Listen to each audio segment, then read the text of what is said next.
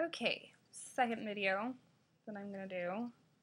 I don't really know how I'm gonna do all this, so just bear with me. Um, I guess this video I will share my story of what it's like to survive being hit by a drunk driver. Um, it was Christmas Eve of 2007. I was coming home from a Christmas party at my stepmom's house, her parents' house, and they live in Brigham. Um, I was getting ready to come home, and there was a blizzard. Horrible, horrible blizzard. Like, complete whiteout. You couldn't even see the surroundings. I was by Smith and Edwards, and I looked at my boyfriend, my now ex-husband, and I told him I love him very much, and I had my 9-month-old son in the back seat, and I told him I love him very much, and my ex-husband, boyfriend at the time, says, what do you mean? Why are you being so odd? And I just felt in my gut something bad was coming. As we entered the freeway, cars were speeding past me, and I thought, crap, I am going to be a hazard driving as slow as I am. And so I sped up a little bit. I was going probably 45, 40 miles per hour, where normally it's 75.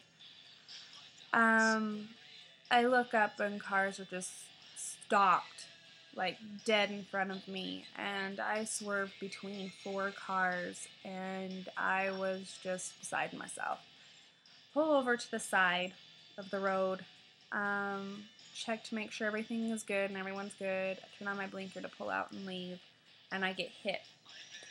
And so we get out, and I go to exchange information with them, so we get back in the car to grab the papers and all that. A voice in my head said, buckle up. My boyfriend said, buckle up, just to be on the safe side. And as my buckle clicked, we got hit by another car. All I remember is flashes of white, just white everywhere, coming to, glass falling down around me. Come to find out, my head had gone through the window and cracked my boyfriend's cheekbone. We survived. There were a few fatalities. I collected stuff from my car, grabbed my son. We called 911 because unsure if anyone is called. I looked down the freeway and there was cars piled on cars. It turned out to be like close to a 35 car pileup. Freeway was shut down. This nice couple told us to come sit in their truck, me and my son and my boyfriend. And so I'm sitting there and it's really hitting in. I got hit. My very first car accident ever, in my very first car ever. I call my family. They're all freaking out, of course, can't see what's going on. But as the ambulance comes, they go to transport me into the back. I lost all capability of standing. My vision went. I think the weirdest part was after the shock, the initial shock of all of that and everything. It's crazy how the body just shuts down, but even more so, I don't know why or how me and my son survived, but I am grateful we did. So I guess now living with aftermath of nerve damage, constant headaches, Um, just severe health problems piling up year after year, day after day, getting worse and worse.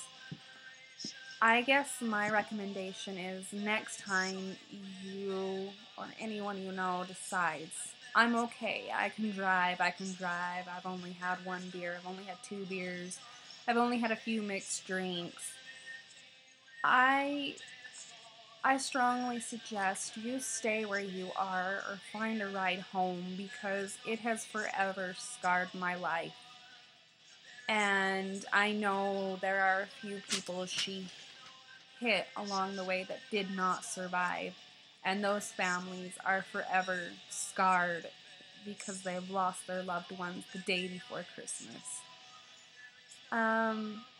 I have been a person who has reported a drunk driver, and I do it because I almost lost my son. I almost lost my life.